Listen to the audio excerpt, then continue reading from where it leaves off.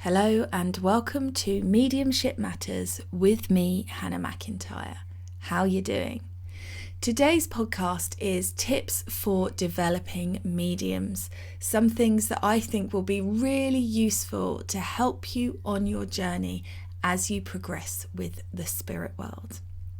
Now, my first tip is practice makes perfect. I cannot oversell for you the importance of practicing. And I know that there is always that kind of battle to and from about whether you're ready to do it and whether you should be doing it. But the truth of the matter is, you will never develop enough to be able to do it without actually doing it. So there's the rub. You've got to get in it and you've got to do it. So practice, put yourself out there, offer up that vulnerability of self to your friends, your family, if they're open, to people online. There's countless spiritual development groups out there, and put yourself out there and practice and give yourself opportunities to practice. It's so important. When I was working with my mentor and really trying to push my mediumship, she suggested that I practiced, and I am the kind of person that if you tell me to do something, I will go at it full pelt and I will really do it. And so I went out and I practiced hard, and I did reading after reading after reading after reading. And when I worked with her again, she said, wow, lots of stuff's changed. You seem really different in your mediumship. And the reason why? It's because I'd practiced, and I hadn't just done one or two. I had done tens upon tens upon tens of practice sessions with people. And the reason why this is so important is you've got to get used to trusting your abilities. And I think the only way that you really trust that spirit are there and that you can do this is by practicing it and by doing it, and people saying, yes, that does make sense. When you first start working and you get a no's really pull you out of your power. You go, oh, I knew I was a fraud. You've said, no, I can't do this. And what you need to be able to do is be strong enough that when you hear a no, you're resilient enough to just hold your power and hold that space with the spirit world and bounce back from it without it feeling, no's used to be physically painful to me, like I've been stabbed in my heart. And now they're not. So that's really, really important, because you will get no's, because sometimes people don't know stuff and don't understand stuff. And sometimes people aren't sure about what you're saying, or they don't have the actual knowledge and they need to go check with somebody. So sometimes you'll get a no because you're wrong, and sometimes you'll get a no when you're right, but they don't know it. So you've got to just get used to that and practice through that and work through that. And that is so important, just to be able to do that. And you have to learn to sit with different energies from the spirit world, different energies within you, and different energies of different sitters. And so that's a really important process to go through, is learning to hold your power when you've got somebody who doesn't look like they're enjoying the reading. Being able to power yourself up when you're feeling tired or you've had a difficult day, and get yourself in the zone to work with somebody. When it feels like the spirit is miles and miles away, but obviously they're not, because what spirit would ever do that to you? But you just need to get yourself in a zone to be able to connect, and it's your resistance that you're feeling. And the only way to do that is to practice. I'd love to tell you guys, here's a book to read. It will answer all your questions. But there is something about the doing that is so crucial and cannot be missed and cannot be undervalued. You can read 1,000 books, you can sit in 100 workshops, but what you really need to do is practice. So if you're sitting there waiting for that sign from spirit to say, now's the time, this is it, now is the time, you're never going to develop unless you practice. One of the other things I think is really important, I always tell my students to do, is to watch lots of other mediums work, because I'm a big believer that medium should be individual and personal to you. It should let your truth in your spirit shine out. And I think it's really important to watch lots of other mediums so that you learn about the sort of medium that you want to be. I like this kind of way of working. I don't like that way of working. And that kind of thing. And it's just so important for your own development to watch other mediums work and be analytical with it. When are they in their power? When do you feel like they're not? When do you feel like they're working mediumistically? When do you feel like they're working psychically? Do you like their way of delivery? Are there ways of improvement? I have learned so much from watching other mediums, good and bad. Oh, I really like that. Oh, that's not for me. I don't think that works. And ideas that you can then go away and when you're practicing, you can experiment with. But I think that developing the kind of medium that you want to be is a process and it takes time.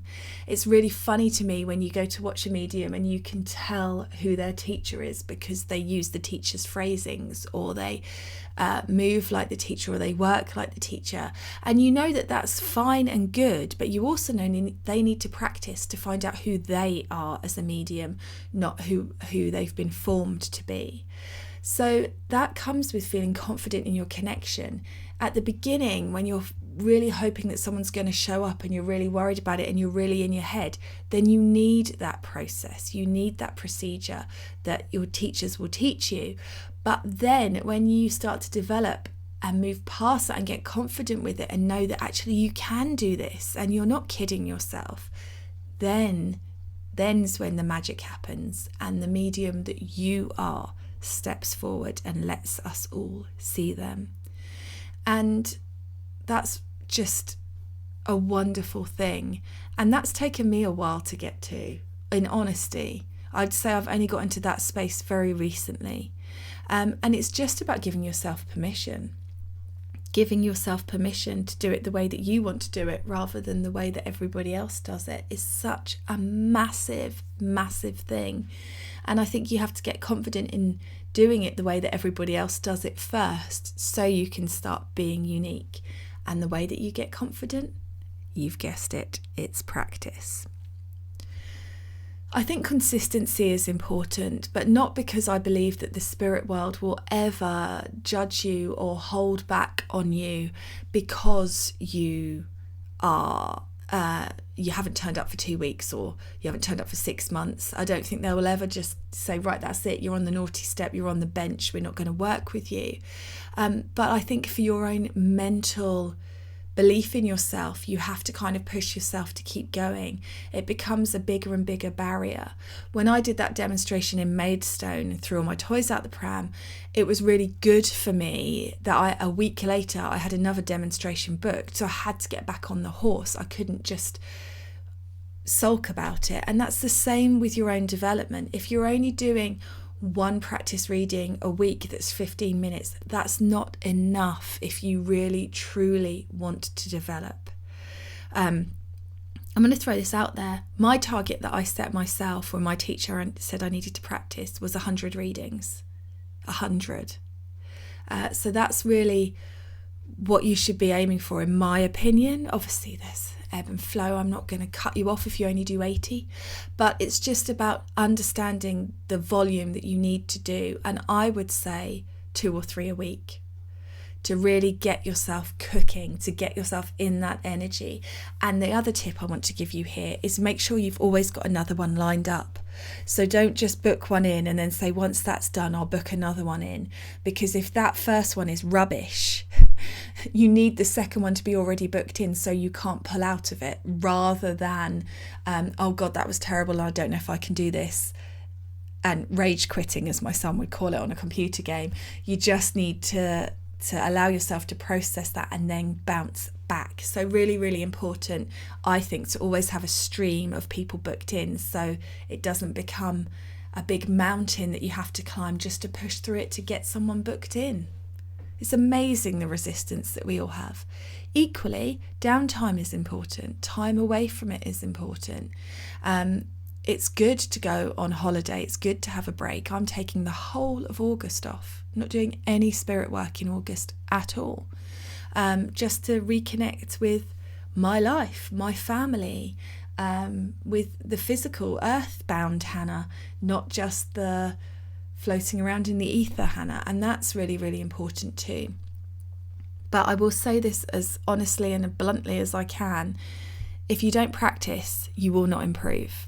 Don't expect spirit to do it for you. If you don't try, you won't get any better. You don't lie horizontally on your sofa binge watching Netflix and expect to somehow run a marathon or play a concert piano. You know what I mean. You would practice, and it's the same for mediumship. There is no shortcut. It's only about practice, practice, practice. It's a really good tip to record yourself doing readings for yourself, and record your readings of you reading for clients when you feel confident. But if you're not ready to work with anybody else yet and you're still fighting it, one of the ways that you can improve is getting used to seeing your own face and hearing your own voice and looking at your own delivery. So cards are a great way to do this. Pull yourself a daily card and record yourself reading the card for yourself. And that in itself is a massive journey. I've had to get so used to hearing my own voice doing this podcast.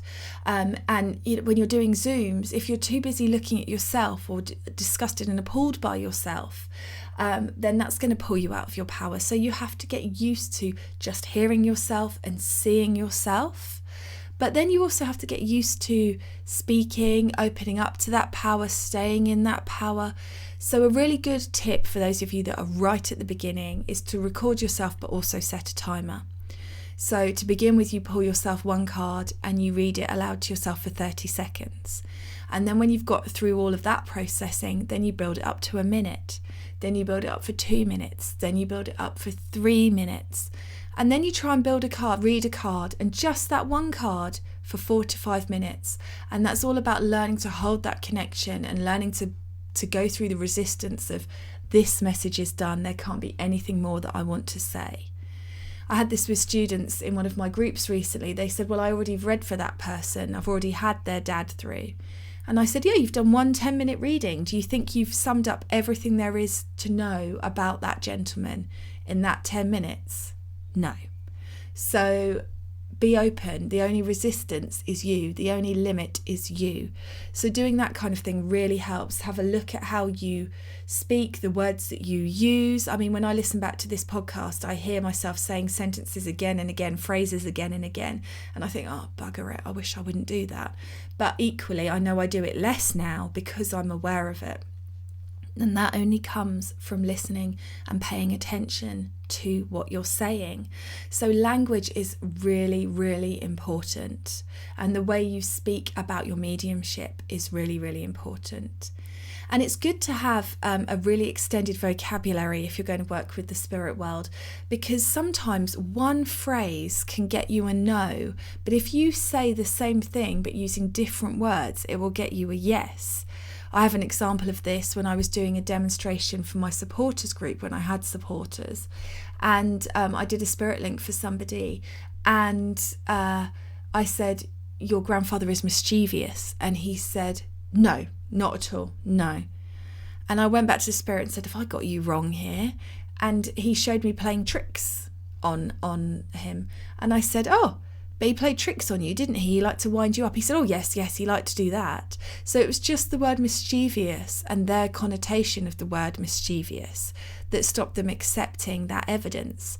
So practice saying things the same way, the same things but different ways. So there you go, perfect example, QED. But when you're reading for yourself, read the same card different ways using different language. If you feel like you're just giving the same message on repeat to yourself when you're recording it, that's fine, but just work on using different words to do it, because that might be where your expansion needs to be. Also, don't think that meditation is necessarily the key. I think that clearing your energy is more important than meditation. And meditation will work for some people, and other people it will be journaling. I know I've talked about this before, but it's so important. And for other people it will be walks in the wood, and for other people it will be running.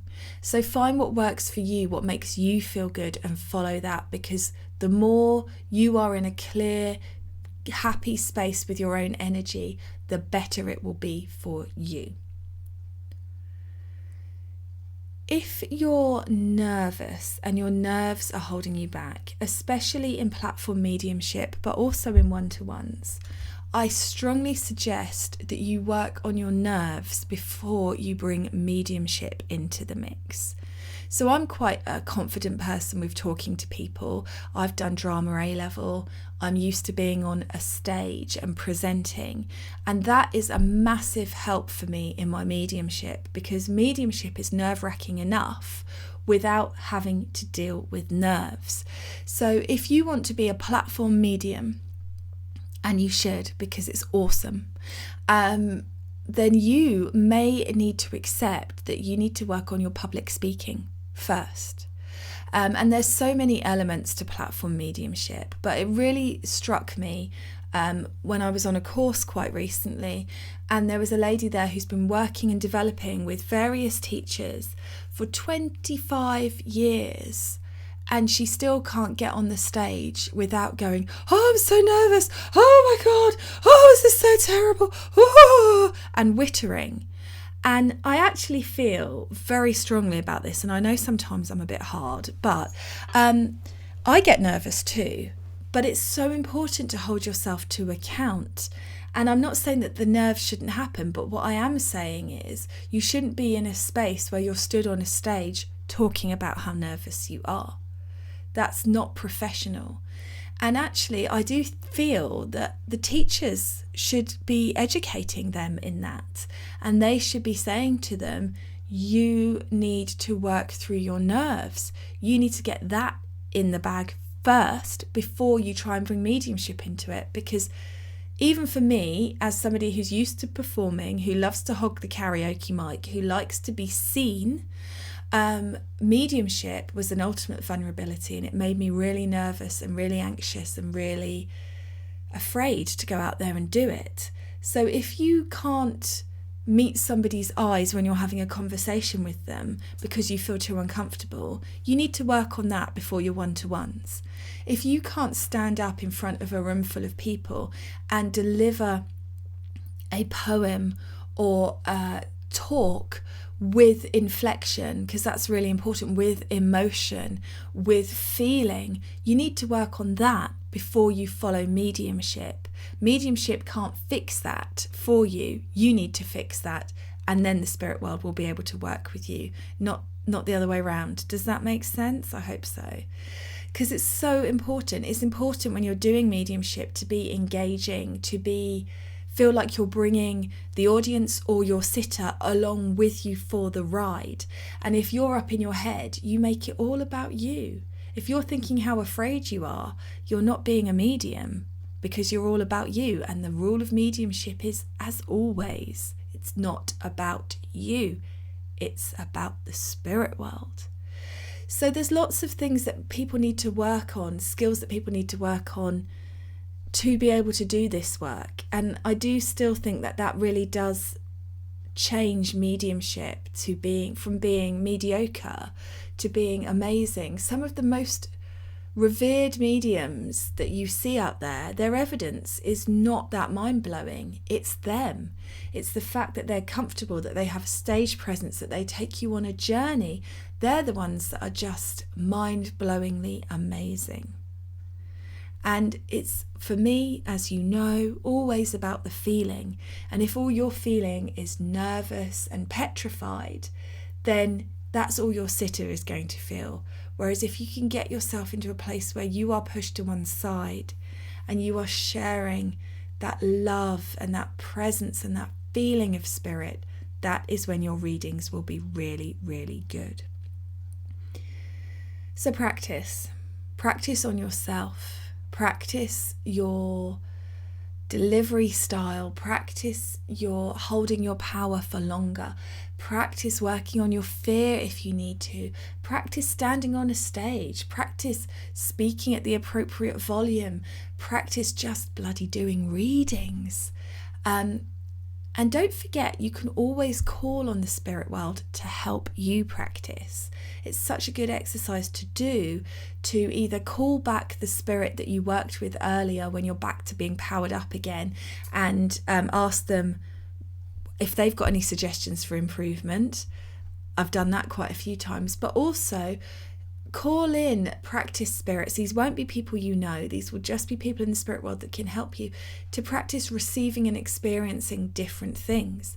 I'd like to work with a great aunt today, so I can feel the energy of a great aunt, so it's easier for me to recognize it, so my valves are more open to it. I want to practice somebody who died of bowel cancer today, so I can experience that feeling within my body, and then I know what bowel cancer feels like and my valves are open to it. You can do that in so many different ways, because you're always just trying to get those valves as open as possible, to get those links as clear and flowing as possible. And flowing's a good thing as well for me to remind you all. I've got a real thing at the moment that my students are being hit with, which is bullet points. Ding, ding, ding, ding. When you start a reading, make sure you bullet point it, get it really going.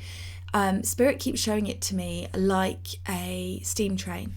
You've got to chuck loads of coal in the engine to get it going, and then once it starts building and that momentum's going, then it will be an easier reading. So don't go too much into the detail early on in a reading. Try and build that energy and that power first. So rather than, I've got a grandfather here and I know he's your grandfather, and I know that he was around from your childhood, and I know that he had bowel cancer, and it was slow and painful. Say, I've got a granddad here, and I know that he's a fun-loving man. He's got a real cheeky personality, and he shows me a little twinkle in his eyes. I know that granddad passed in around his late 70s with bowel cancer, but I know that he doesn't want to be remembered as the person that he was. And then chuck out the evidence before you can even think about it. Bullet point, bullet point, bullet point, bullet point. And then once you've got some yeses and that energy is built, then you can go back to things and explore them more. Then you can go back to his cheeky personality and how that will remind your sitter of them. You can go back to the bowel cancer and talk about how long he had it for and the impact of that on his life and the family.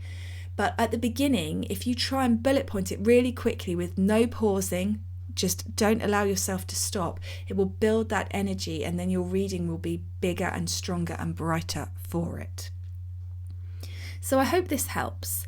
I've just had a real thing recently. I've been talking to my students about it, about pushing through, getting the energy going and moving fast and rapidly so that the rest of the reading is built up and good, but also the importance of practice.